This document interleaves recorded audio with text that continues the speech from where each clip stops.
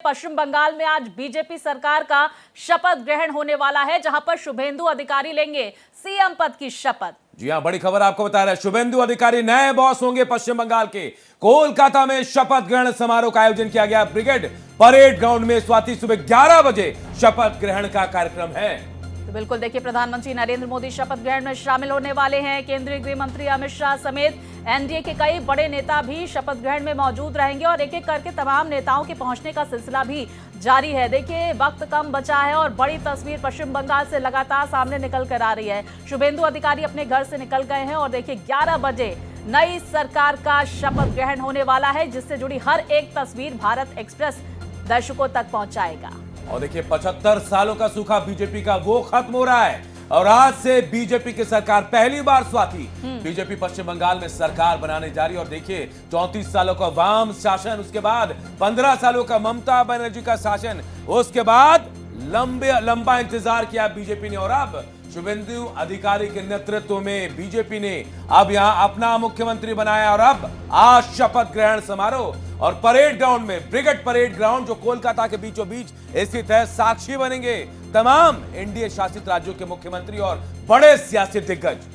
बिल्कुल, दिग्गजों का हुजूम वहां पर उमड़ेगा और बड़ी तस्वीर सामने निकल कर आएगी। कई केंद्रीय मंत्रियों के पहुंचने का सिलसिला भी लगातार जारी है। बीजेपी शासित राज्यों के मुख्यमंत्रियों के पहुंचने का सिलसिला भी जारी है। इस बीच बड़ी खबर देखिए, बंगाल में बीजेपी सरकार का शपथ ग्रहण होने वाला है। शुभेंदु अधिकारी मुख्यमंत्री पद की शपथ लेंगे और शपथ ग्रहण में शामिल होने के लिए कोलकाता पहुंच रहे हैं नेता। यानी कि दिल्ली के मुख्यमंत्री रेखा गुप्ता भी कोलकाता पहुंच गई है। केंद्रीय मंत्री जयंत चौधरी, राम मोहन नायडू कोलकाता पहुंचे। सम्राट चौधरी बिहार के मुख्यमंत्री, पुष्कर सिंह धामी उत्तराखंड के मुख्यमंत्री कोलकाता पहुंचे। भूपेंद्र पटेल और चंद्रबाबू नायडू भी कोलकाता पहुंचे। यानी स्वाति पूरी तरह से ताकत दिखाने की कोशिश, शक्ति प्रदर्शन तमाम एनडीए शासित प्रदेशों के मुख्यमंत्री। देखिए, तस्वीरों में सम्राट चौधरी नजर आ रहे हैं, वो बिहार से कोलकाता पहुंच चुके हैं। तमाम सियासी दिग्गज आज इस ऐतिहासिक क्षण का, ऐतिहासिक पल का।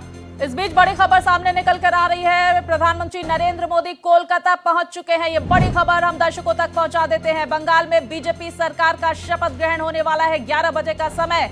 इस बीच प्रधानमंत्री नरेंद्र मोदी कोलकाता पहुंच चुके हैं। ये बड़ी जानकारी सामने निकल कर आ रही है। अब से कुछ ही देर में तस्वीरें भी सामने निकल कर आएगी, जो भारत एक्सप्रेस दर्शकों तक पहुंचाएगा। तो देखिए, कोलकाता की ऐतिहासिक ब्रिगेड परेड ग्राउंड में शपथ ग्रहण का आयोजन किया जा रहा है, जहां पर लगातार नेताओं के पहुंचने का, मंत्रियों के पहुंचने का सिलसिला जारी है। बड़ी जानकारी, प्रधानमंत्री नरेंद्र मोदी कोलकाता पहुंच चुके हैं। प्रधानमंत्री नरेंद्र मोदी ने अपने चुनावी दौरे के दौरान ही साफ कर दिया था कि अगर सरकार बनी तो वो शपथ ग्रहण में भी आएंगे और अपने वादे को पूरा करते हुए प्रधानमंत्री कोलकाता पहुंच गए हैं। 11 बजे का वक्त है जी, ठीक अब से लगभग 1 घंटे से भी कम का वक्त बचा है जब पश्चिम बंगाल में नई सरकार बीजेपी की बनने वाली। और देखिए, ये सूखा शुभेंदु अधिकारी सुबह 11 बजे पश्चिम बंगाल के सीएम पद की शपथ लेंगे। कोलकाता के ब्रिगेड परेड ग्राउंड में शुभेंदु अधिकारी का शपथ ग्रहण समारोह है और शपथ ग्रहण समारोह की पूरी तैयारियां भी कर ली गई हैं। स्वाति देखिए, रात से ही तैयारी चल रही है, बारिश भी हो रही है, लेकिन देखिए ये अलग अलग रंग हम दिखा रहे हैं। इन रंगों से आज ये शपथ ग्रहण समारोह जो है ऐतिहासिक होने वाला है। बिल्कुल देखिए, सोनार बांग्ला की झलक भी देखने को मिल रही है और जिस बात का हम जिक्र भी कर रहे हैं, छऊ, बाउल और गंभीरा जैसी लोक कलाओं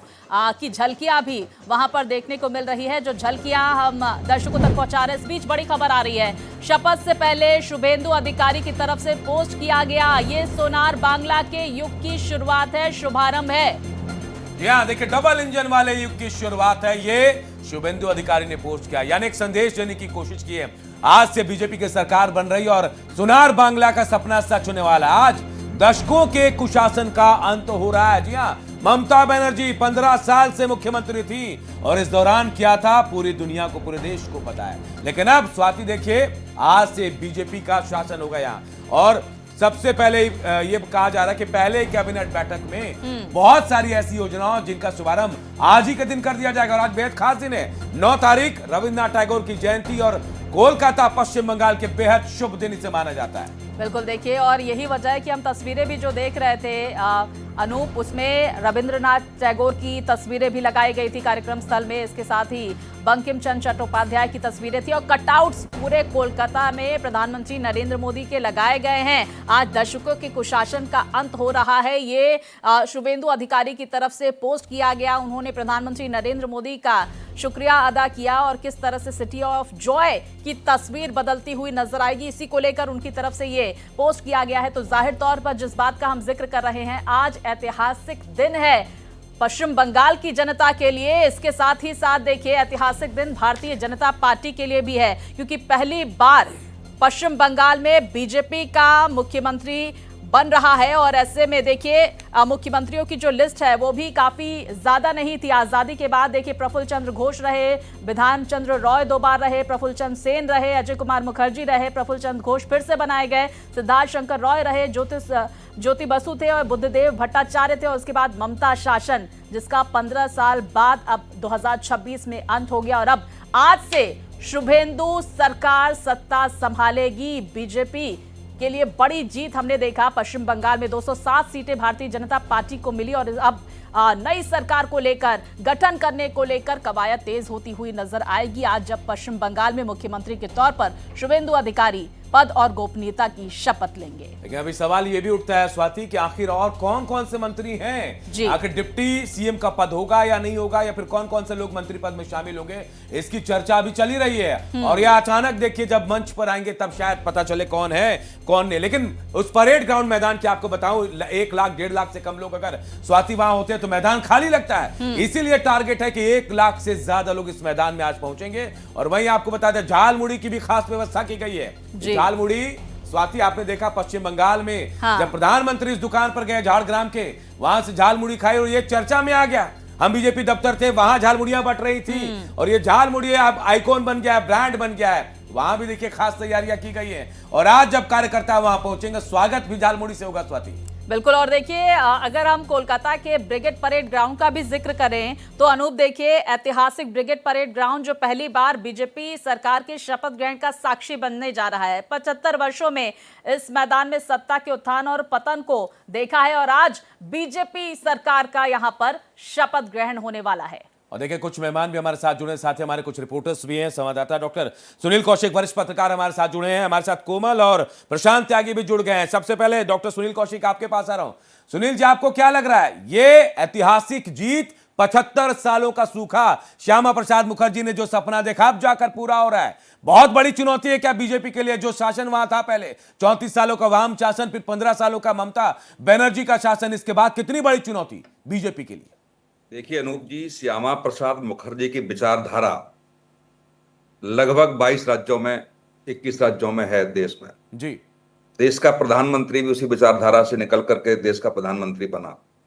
लेकिन वो राज्य, जिस राज्य में उनका जन्म हुआ, जिस राज्य में उनकी विचारधारा उत्पन्न हुई, उस राज्य में 75 वर्ष बाद, देश के आजाद हो जाने के 75 वर्ष बाद भारतीय जनता पार्टी की सरकार बनी। वाम दलों का खून खराबा भी देखा, टीएमसी सरकार का भी तांडव देखा, आज जाकर के भारतीय जनता पार्टी की सरकार आई है।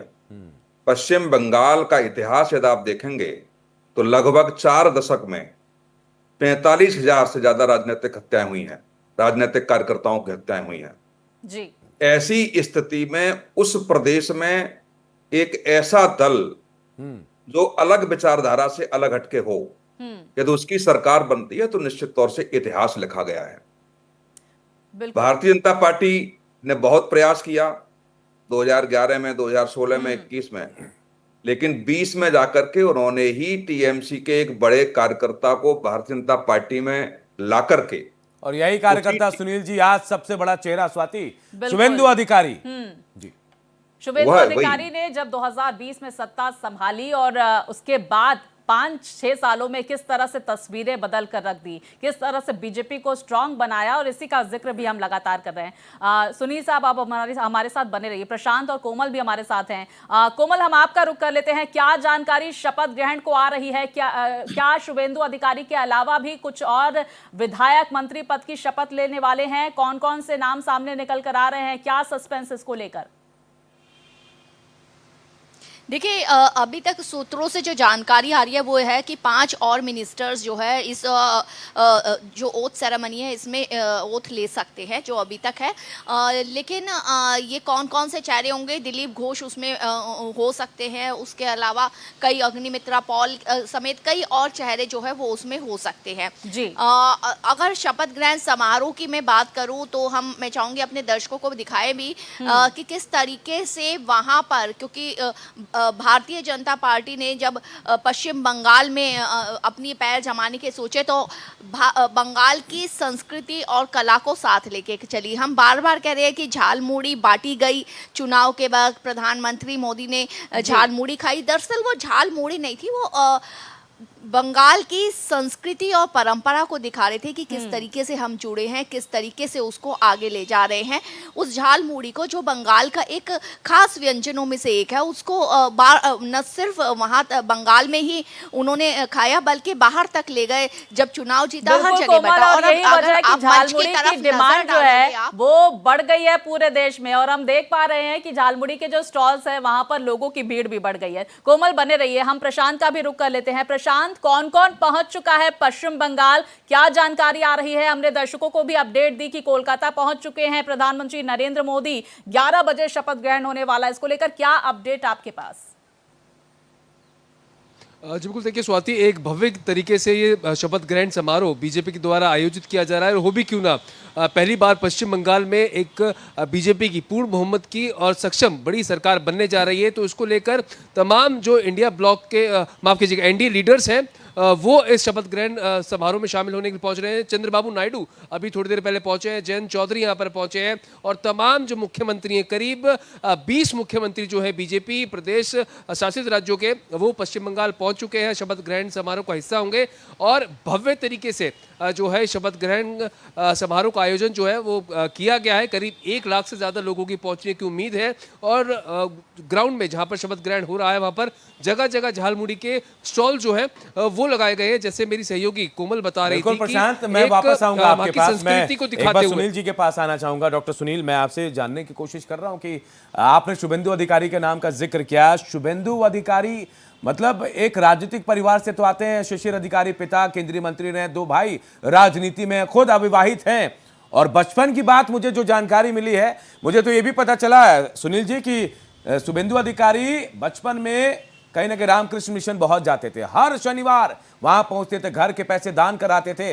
माँ बाप को तो ऐसा लग गया कि बेटा कहीं संन्यास ना ले ले। किन्हें पता था कि भाई यही लड़का आगे चल के बंगाल का भविष्य बनने वाला है। देखिए, शुभेंदु अधिकारी की आप स्पीच सुनिए। शुभेंदु अधिकारी की वो स्पीच है जो निश्चित तौर से ममता बनर्जी और अभिषेक बनर्जी की काट है। उसी भाषा में जवाब देते हुए कई रैलियों में, कई कार्यक्रमों में आपने सुना होगा। तो शुभेंदु जी समझते हैं पश्चिम बंगाल की राजनीति को।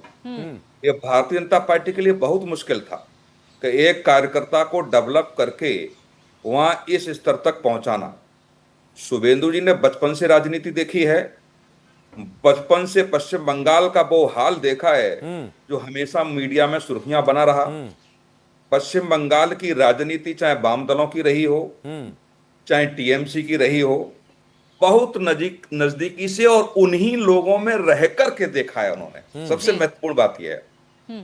तो इसलिए जो कहते हैं ना, लोहे को लोहा काटता है।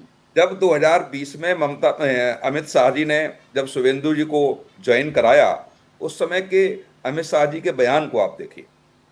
निश्चित तौर से वो उत्साह और वो शब्द उपयोग अमित शाह जी ने किए जो निश्चित तौर से ममता बनर्जी को बहुत अच्छे नहीं लगे। और ममता बनर्जी ने आरोप लगाया कि ये धोखा है जी। तो अमित शाह जी ने कहा धोखा तो आपने भी कांग्रेस को दिया था, आप भी कांग्रेस से निकल करके एक नया राजनीतिक दल बनाया था, तो ये धोखा नहीं होता है।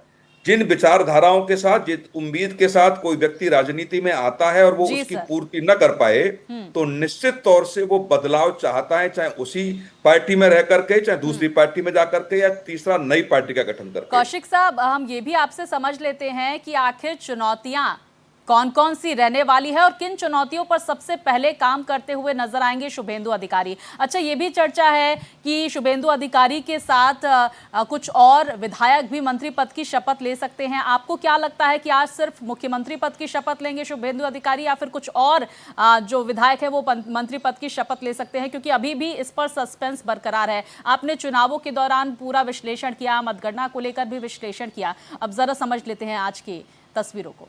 देखो, कौन मंत्री रहेगा नहीं रहेगा इसका तो बताना बहुत मुश्किल है। भारतीय जनता पार्टी में ऐसा नहीं होता कि पहले से लिस्ट होके हो जाए, लेकिन हाँ ये जरूर है कुछ मंत्री जरूर आज कार्यक्रम में शपथ लेंगे, लेकिन वो टीम एक ऐसी टीम होगी, आप इसको देखिए कि अमित शाह को पर्यवेक्षक बना करके जी भारतीय जनता पार्टी ने एक नया संदेश दिया। अमित शाह कहीं ज्यादा पर्यवेक्षक इस तरीके से बनते नहीं, अधिकतर राजनाथ सिंह को भेजा जाता है जब कहीं मामला फंसता है तो।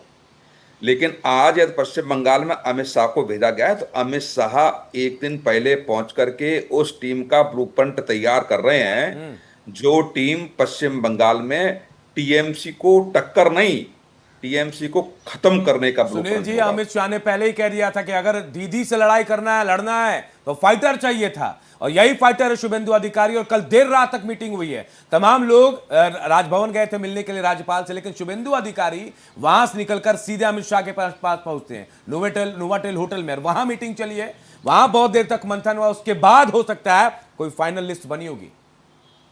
नहीं, देखो लिस्ट तो बनी होगी, लेकिन अमित शाह जी के पश्चिम बंगाल में रह करके कल शाम से आपने देखा होगा अभिषेक बनर्जी के खिलाफ भी टीएमसी में लोग बोलने लगे हैं जी। तो ये भारतीय जनता पार्टी का एक रणनीति का हिस्सा है। विश्व सूत्र बता रहे हैं कि अमित शाह की कल मुलाकात टीएमसी के कुछ बड़े नेताओं से हुई है, जो अभी मीडिया में नहीं आया है, पीछे के दरवाजे से अमित शाह जी उनसे मिले हैं। जी सर। अब क्या चर्चा रही होगी इस पर, क्या ये बड़ी टूट के संकेत हैं सुनील जी? नहीं, बिल्कुल। देखिए, अमित शाह जी ने जो कुछ कहा निश्चित तौर से समझिए ना, अधिकतर जो भी राजनीतिक दल आता है जी, वो जल्दी हटता नहीं है पश्चिम बंगाल में, एक राजनीति तो वहां की ये बताती है।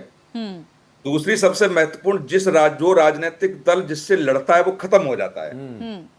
जैसे 2021 के चुनाव से पहले 2001 का 2006 का देखेंगे तो वाम दलों से सीधी टक्कर थी, बिल्कुल, वाम दल खत्म हो गए। 2021 के चुनाव में 41% वोट मिला वाम दलों को और टीएमसी को 38% वोट मिला, लेकिन 38% वोट पाकर के 183 सीटें शायद जीती। तो ये समझिए, और वो 60 सीट पे निपट के 41% सीट ला करके। बिल्कुल सर। और देखिए, शपथ ग्रहण के बाद क्या तस्वीरें बदलती है देखना दिलचस्प होगा, किस तरह से टूट होती है टीएमसी में, कौन शामिल होता है बीजेपी में, इस पर लगातार हमारी नजर बनी रहेगी। आप हमारे साथ बने रहिए, हमारे दो सहयोगी भी लगातार हमारे साथ बने हुए हैं, उनका भी रुख कर लेते हैं। कोमल, क्या जानकारी, कौन कौन वहां पर पहुंच चुका है और कौन आज शुभेंदु अधिकारी के अलावा शपथ लेने वाला है, इसको लेकर सूत्र क्या जानकारी दे रहे हैं? पहले यह भी जानकारी सामने निकल कर आ रही थी कि 2 उप मुख्यमंत्री भी शपथ ले सकते हैं, अग्निमित्रा पॉल का नाम आ रहा था, निशित प्रामाणिक का आ रहा था, इस वक्त क्या चर्चा?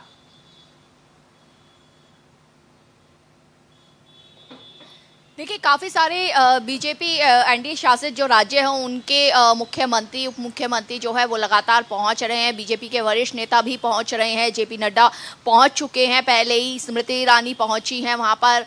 और इसके अलावा अगर बात करें चंद्रबाबू नायडू वहां पर पहुंच चुके हैं। तो लगातार कई जो वीवीआईपीस है वो लगातार वहां पहुंच रहे हैं, पहुँचने का सिलसिला कल रात को आ चुके हैं, क्योंकि 10,000 वीवीआईपीस जो है उनमें न सिर्फ केंद्र के मंत्री हैं बल्कि जो मुख्यमंत्री हैं बीजेपी के, एनडीए के, वो मुख्यमंत्री, उप मुख्यमंत्री, वो सभी इसमें, और कई बड़े सांसद, क्योंकि जो ये मिशन बंगाल था, इस मिशन बंगाल में बीजेपी के एक बड़े नेता, सांसद, मंत्री और एक कार्यकर्ता, छोटे से बड़ा कार्यकर्ता, ये पूरा यहाँ तक कि पूरा एक तरह से पूरी ताकत जो की थी। देखिए, मैं वापस आऊंगा, इस शपथ ग्रहण का हिस्सा बनेंगे। चलिए, मैं वापस आऊंगा। प्रशांत, आपके पास निरंजन पोद्दार मुझे स्क्रीन पर दिख रहे हैं। निरंजन जी, स्वागत है आपका। क्या लग रहा है पश्चिम बंगाल में इस बार बीजेपी की सरकार बन रही है। 75 सालों का सूखा,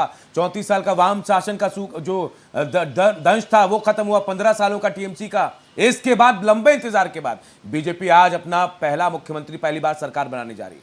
कितनी बड़ी चुनौती आपको नजर आ रही है पश्चिम बंगाल में, और क्या है सबसे बड़ी चुनौती? निश्चित रूप से देखिए अनूप जी, आपको ये चीज समझ में आएगी कि जिस तरीके से भारतीय जनता पार्टी को पश्चिम बंगाल के अंदर जिस तरीके से अभूतपूर्व बहुमत मिला है, तो आप ये समझ के चलिए भारतीय जनता पार्टी के पास उतना ही ज्यादा जिम्मेदारी का भी एक भार उनको लेके चलना पड़ेगा। और पश्चिम बंगाल की जो आजादी के बाद में मैं कहूंगा, या यूं कहें कि 60 के दशक के बाद में जिस तरीके से पश्चिम बंगाल की राजनीतिक जमीन के अंदर, उस मिट्टी के अंदर एक संस्कृति रच बस गई, चाहे उसका आप राजनीतिक हत्याओं की बात करें, राजनीतिक हिंसा की बात करें, या जिस तरीके से बंगाल के अंदर गो तस्करी, जो बांग्लादेशियों के जो अवैध भारत के अंदर प्रवेश की जो एक इंडस्ट्री, या यूं कहें कि जिस तरीके से बंगाल के अंदर जो टोलाबाजी की जो इंडस्ट्री उसकी एक उत्पत्ति हो गई। क्योंकि आपको पता ही है कि जब 1969-70 के अंदर जब कम्युनिस्टों का शासन हुआ, उसके बाद में जो जिस तरीके से वामपंथियों ने बंगाल को एक दिवा स्वप्न दिखाया, उससे पहले वहां पे जमींदारी प्रथा थी। उन्होंने कहा है हम ये जमींदारी प्रथा करेंगे और सबको समान रूप से एक बराबर सबको लेके आएंगे और समानता का अधिकार देंगे। और जिस तरीके से उन्होंने कहा था, देसी भाषा में कहूं तो, कि जो आदमी 2 इंच बड़ा है उसको काट करके 2 इंच छोटा कर देंगे, और जो आदमी 2 इंच छोटा है उसके नीचे स्प्रिंग लगा करके उसको 2 इंच बड़ा कर देंगे और सबको बराबर कर देंगे। और उस पॉलिसी के तहत जिस तरीके से बंगाल के जो उद्योग धंधे और बंगाल का जो व्यापार और बंगाल का जिस तरीके से जो कहीं ना कहीं जो रोजगार है वो एक ठप हो गया। और उसके बाद में जब वहां पे उद्योग धंधों की जब समझ लीजिए जब वहां से विदाई होगी, तो उसके जगह पे जिस तरीके से वहां पे अवैध खनन, अवैध तस्करी, अवैध घुसपैठ, अवैध जो ये नई इंडस्ट्री उत्पन्न हुई, आज कहीं ना कहीं अनूप जी ये भारतीय जनता पार्टी की सरकार के लिए सबसे बड़ी चुनौती होगी। और उसका विशेष कारण एक और मैं बताना बिल्कुल, चाह रहा और हूं, हमने देखा कि कि किस तरह से उस पर पहले ही एक इंडिकेशन दे दिया गया। निरंजन जी, जिस बात का आप जिक्र कर रहे थे, यहाँ पर शुभेंदु अधिकारी की तरफ से किस पर काम होगा? जी, इसके अंदर नहीं काम तो होगा, लेकिन इसके अंदर चुनौती ये है ना कि अगर मान लीजिए इस संस्कृति को आपको बदलना है, तो कम से कम आपको 8-10 वर्ष, जो लोग इस काम के अंदर, जिन लोगों के लिए रोजमर्रा की जिंदगी का ये हिस्सा बन गया, जिनके लिए रोजगार का ये एक साधन बन गया है, और विशेषकर ये उन जिलों के अंदर होता है जिन जिलों के अंदर भारतीय जनता पार्टी को ज्यादा समर्थन मिला है। तो अब उनको उसकी जगह कोई वैकल्पिक व्यवस्था जब तक नहीं होगी, उसके अंदर व्यवस्था भी हो जाएगी निरंजन जी, क्योंकि स्वाति बीजेपी ने जहां जहां सरकार बनाई है अपने मुद्दों के साथ बहुत मुखर रही है। प्रशांत, हम आपका रुख कर लेते हैं। क्या हलचल पश्चिम बंगाल से, क्या खबर सामने निकल कर आ रही है? कोलकाता तो पहुंच चुके हैं प्रधानमंत्री, लगभग कितनी देर में वो पहुंचेंगे ऐतिहासिक ब्रिगेड परेड ग्राउंड, इसको लेकर क्या जानकारी? और क्या शुभेंदु अधिकारी ब्रिगेड परेड ग्राउंड पहुंच चुके हैं? क्या अपडेट, क्या हलचल है, जरा हमारे दर्शकों को जल्दी जल्दी बता दें। तस्वीरें देखिए, ये तस्वीरें दिखा रहे हैं, नितिन गडकरी की तस्वीरें सामने निकल कर आ रही है अनूप। और देखिए सबसे बड़ी बात, शुभेंदु अधिकारी थोड़ी देर पहले पीएम प्रधानमंत्री नरेंद्र मोदी को लेने एयरपोर्ट गए हुए थे। जी, योगी आदित्यनाथ पहुंच गए, ये भी जानकारी मिल रही है। रेखा गुप्ता पहुंच गई, सम्राट चौधरी को आपने देख लिया है, तमाम जो बीजेपी के 20 शासित प्रदेश के मुख्यमंत्री हैं वो पहुंचे। प्रशांत, आपका रुख करेंगे। प्रशांत, कुछ बताएं आप, जल्दी जल्दी बोले प्रशांत। जी बिल्कुल, देखिए स्वाति, अनूप, दोनों ही जो बड़े चेहरे हैं, पार्टी के प्रधानमंत्री हैं, गृह मंत्री हैं और प्रदेश राष्ट्रीय अध्यक्ष हैं, सभी लोग जो शपथ ग्रहण समारोह है उसके लिए निकल चुके हैं। और कुछ ही देर पहले शुभेंदु अधिकारी खुद प्रधानमंत्री को रिसीव करने के लिए पहुंचे थे। और तमाम जो बड़े लीडर्स हैं एनडीए के, वो सभी लोग इस वक्त शपथ ग्रहण समारोह में पहुंच चुके हैं। करीब 20 मुख्यमंत्री जो है अलग अलग प्रदेशों के, जो बीजेपी शासित प्रदेश है, 20 मुख्यमंत्री इस शपथ ग्रहण समारोह का हिस्सा होंगे। देखिए भव्य तरीके से इस शपथ ग्रहण समारोह का आयोजन जो है वो बीजेपी के द्वारा किया गया है। और वो भी क्यों ना, अगर वोट परसेंट देखें स्वाति, तो 8% से लेकर 45% वोट शेयर जो है बीजेपी ने हासिल किया है पश्चिम बंगाल में, जो कि अपने आप में एक करिश्मा इसको आप कह सकते हैं। और लगातार जो 6 साल की जो मेहनत थी शुभेंदु अधिकारी की, वो आखिरकार काम आई। एक नाथ शिंदे को सुन लेते हैं प्रशांत। डेवलपमेंट रुक गया, अब मोदी जी का करिश्मा यहाँ चलेगा, यहाँ पर डबल इंजन की सरकार चलेगी। हमारे गृह मंत्री अमित भाई शाह इन्होंने जो यहाँ पर 8-10 साल से मेहनत की और उसका नतीजा यहाँ के कार्यकर्ताओं ने, शुभेंदु अधिकारी जो सीएम बन रहे हैं उनका बड़ा योगदान है और आदरणीय प्रधानमंत्री जी के ऊपर लोगों ने भरोसा किया, या भय और भरोसा ये लड़ाई थी, तो भय हार गया, भरोसा मोदी जी का जीत गया। और इसलिए अभी डबल इंजन की सरकार यहाँ काम करेगी, यहाँ परिवर्तन होगा, यहाँ डेवलपमेंट होगा, यहाँ इंडस्ट्री आएगी, इंफ्रास्ट्रक्चर होगा, लोगों को रोजगार मिलेगा, माता बहनें सुरक्षित होगी। बहुत बहुत धन्यवाद। तमाम जो लोग हैं, गेस्ट जो मेहमान हैं, वो कुछ ना कुछ बयान देते हुए जा रहे, सीधे तौर पर डबल इंजन सरकार की बात कर रहे हैं। मैं सुनील जी आपके पास आ रहा हूं। सुनील जी, कहीं ना कहीं ये कहा जाता है कि शुभेंदु अधिकारी बहुत शुभ हो गए, नाम में शुभेंदु में शुभ लगा हुआ है, बीजेपी के लिए शुभ हो गए, पश्चिम बंगाल के लिए शुभ हो गए, अधिकारी नाम है, पश्चिम बंगाल के अधिकारी बन रहे हैं, मतलब नाम में उनके पीछे तथ्य छिपा था। नहीं, अब देखो, ये तो सब विश्लेषण हो ही सकता है किसके नाम में क्या छिपा था। ममता जी के नाम में भी ममता छिपा था, लेकिन वो नहीं था। लेकिन ममता छिपने के बाद आपने पश्चिम बंगाल में 2011 के बाद क्या देखा? ठीक है, जो ममता बनर्जी जानी जाती थी जिस संघर्ष के साथ, वही संघर्ष पश्चिम बंगाल में दिखा। कोई चुनाव ऐसा नहीं था कि चुनाव से पहले, चुनाव के बाद, चाहे पंचायत तक के चुनाव है, वहां भी हत्याएं आपने देखी जी। तो वहां फिट नहीं बैठा ममता के नाम जी के नाम में ममता लगा हुआ था। तो अब हम लोग हैं, कुछ भी कयास लगाते रहे, लेकिन हाँ, निश्चित तौर से जितना मैं शुभेंदु जी को जानता हूँ व्यक्तिगत तौर से, बहुत जुझारू नेता हैं, बहुत संकल्प के साथ वो काम करने वाले कार्यकर्ता हैं, जो वो ठान लेते हैं उसको वो करके दिखाते भी हैं। और जो उनकी टीम रही है, निश्चित तौर से आप मान के चलिए, एक एक व्यक्ति को नाम से जानना शुभेंदु जी का आदत है। तो शुभेंदु जी की जीत नहीं, निश्चित तौर से भारतीय जनता पार्टी की जीत है। और शुभेंदु जी के जो स्पीच देखेंगे, उन्होंने बड़ा स्पष्ट कहा कई रैलियों में जी। कि सबका साथ सबका विकास नहीं चलेगा, हमारा साथ हम उसके साथ वाला विकास चलेगा, जो हमारे साथ है हम उसके साथ होंगे। तो इस तरीके की भाषा का उपयोग वहां दिखा। अभिषेक बनर्जी ने भी कहा, कौन दिल्ली से बाप आएगा 4 तारीख के बाद, हम देखेंगे, दिखाएंगे, क्या करेंगे। मतलब पश्चिम बंगाल में ऐसा दिख रहा था कि कार्यकर्ताओं का मनोबल न टूट पाए जी।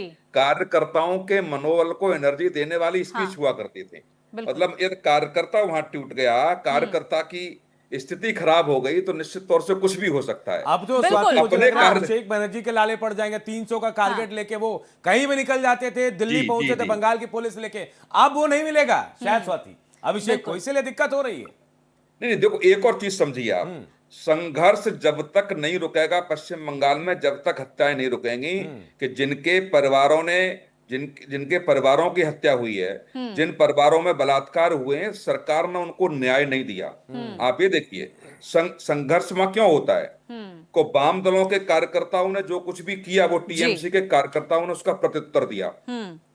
यदि ममता बनर्जी रोक सकती थी, वाम दलों की सरकार के रहते हुए जो कुछ भी तांडव पश्चिम बंगाल में हुआ, वहां एक आयोग बना करके एक जांच कराती और जांच करा करके क्षतिपूर्ति का ऐलान करती वो। बिल्कुल सर, और यही वजह है कि हमने देखा भी, राज्य सरकार ने जो लीपा पोती की है, ममता सरकार ने जो लीपा पोती की है, चाहे संदेश खाली का केस हो या फिर आरजीकर में रेप और हत्याकांड का केस हो, और उसी को बीजेपी ने पॉइंट किया और उसी पर निरंजन जी काम भी किया गया बीजेपी की तरफ से। और ये सबसे बड़ा मैसेज भी देने की कोशिश, जब रत्ना देवनाथ को पानीहाट सीट से उतारा गया, तो और बहुत सारे ऐसे चेहरे जो कहीं काम कर रहे हैं घर पर, तो कहीं ऐसे जो शायद राजनीति से बहुत दूर हैं, तो जो पश्चिम बंगाल की जनता की नब्ज है वो बीजेपी ने पहचान ली, और यही आज उसका फायदा हुआ। जब 2016 की बात करें तो 3 सीटें और आज 207 सीटें बीजेपी को पश्चिम बंगाल की जनता ने दी है। निश्चित रूप से देखिए स्वाति जी, मैं तो बल्कि एक बात और कहता हूं कि जिस तरीके से 2021 के अंदर भारतीय जनता पार्टी ने माहौल बनाया, सबसे पहले तो मैं आपको एक चीज बता दूं, मैं पश्चिम बंगाल की पृष्ठभूमि से आता हूं, और मैंने पश्चिम बंगाल को बहुत नजदीक से मैंने पश्चिम बंगाल के धरातल को देखा है। और मैं आपको बताना चाह रहा हूं कि 2021 के चुनाव के बाद में जब चर्चाएं होती थी, मैं उसी समय कहता था कि अगर भारतीय जनता पार्टी लोगों के अंदर सुरक्षा का भरोसा अगर दिलवा पाएगी, तो ही बंगाल के अंदर भारतीय जनता पार्टी किला फतेह कर पाएगी। और इस बार जिस तरीके से भारतीय जनता पार्टी की केंद्रीय नेतृत्व ने वहां पे 2400-2500 कंपनियां वहां पे केंद्रीय सुरक्षा बलों की उतारी, और आपने देखा होगा कि पहली बार ऐसा हुआ है कि पश्चिम बंगाल के अंदर, अन्यथा ये सारी की सारी चर्चाएं आपके चैनल के ऊपर भी आम है कि किस तरीके से वहां पे पहले प्रतिबंधित कर दिया जाता था कि घर से एक आदमी वोट देने जाएगा या कौन वोट देने जाएगा, नहीं वोट देना जाएगा, वो जो वहां पे जो कैडर जो है वो कैडर डिसाइड करते थे सत्ता पक्ष के, चाहे जब वामपंथी सरकार होती थी वामपंथियों के कैडर करते थे, और उसके बाद में वही कैडर जो है वो टीएमसी के कैडर हो गए। और आज भी स्वाति आपको मैं बताऊं, जहां जो बंगाल के अंदर जो संघर्ष हो रहा है या जो हिंसा हो रही है, उस हिंसा के अंदर भारतीय जनता पार्टी के कार्यकर्ताओं की, जो बेसिकली भारतीय जनता पार्टी की संस्कृति के कार्यकर्ता है, उसके अंदर उनका बहुत कम इन्वॉल्वमेंट मिलेगा। बल्कि जो टीएमसी के जैसे दो धड़े होते हैं एक मोहल्ले के अंदर, अगर कोई टोलाबाजी की जैसे समझ लीजिए आमदनी का सोर्स है और उसके ऊपर एक धड़े का कब्जा है, दूसरा धड़ा उसको छीनने के प्रयास में कर रहा है, आज वो दूसरा धड़ा कहीं ना कहीं झंडा उतार करके भारतीय जनता पार्टी का झंडा लगा चुका है, और वो अब भारतीय जनता पार्टी के अंदर अपने आप को समाहित दिखाना चाहता है, और वो उस टोलाबाजी के ऊपर ये परिवर्तन तो दिख रहा निरंजन जी। मैं जमीन पर होकर आया, जो लोग कल जय श्री राम बोलने से डरते थे वो आज झंडे लगाकर ऑटो में, ई रिक्शा में, कार में, बसों में जय श्री राम के नारे लगा रहे थे। मैं वापस आऊंगा निरंजन जी। प्रशांत जी आपके पास आता हूं। प्रशांत, अगले साल कई जगह चुनाव होने वाले, विधानसभा चुनाव, पश्चिम बंगाल की जीत क्या आने वाले विधानसभा चुनाव में अगले साल जो होने वाले वहां इंपैक्ट करेगा, असर दिखेगा? हिंदुत्व का एजेंडा क्या और मजबूत होगा उन जगहों पर? बिल्कुल अनूप, इसमें कोई दोहरा वाली बात नहीं है। 7 राज्यों में विधानसभा चुनाव है 2027 में, और सबसे ज्यादा जो इसका इम्पैक्ट पड़ेगा, जहां तक कि मैं समझ पा रहा हूं, वो पड़ेगा सीधा सीधा उत्तर प्रदेश पे। और कहीं ना कहीं जिस तरह से हिंदू एकजुट हुए हैं और जिस तरह से बीजेपी ने जो लाइन ली है, उसका इम्पैक्ट पूरा जो है आपको उत्तर प्रदेश में देखने को मिलेगा। उत्तराखंड, हिमाचल, पंजाब, तमाम राज्यों में विधानसभा चुनाव है। और जैसा कि मैं पहले भी कह रहा हूं लगातार कि जो रिजल्ट इस बार पश्चिम बंगाल ने दिया है, उसका जो असर है पूरे राष्ट्रीय स्तर पर देखने को मिलेगा। एक तरह से देखें तो अब जो क्षेत्रीय दल है, वो उनका जो अस्तित्व है, वो उसको बचाने की लड़ाई जो है, मुझे लगता है कि वो भी खत्म होती हुई नजर आ रही है। तमिलनाडु से डीएमके खत्म हो गई है, टीएमसी पश्चिम बंगाल से खत्म हो गई है, महाराष्ट्र से उद्धव ठाकरे की पार्टी खत्म हो गई है, तेजस्वी आरजेडी का बिहार में कोई ज्यादा वर्चस्व नहीं बचा है।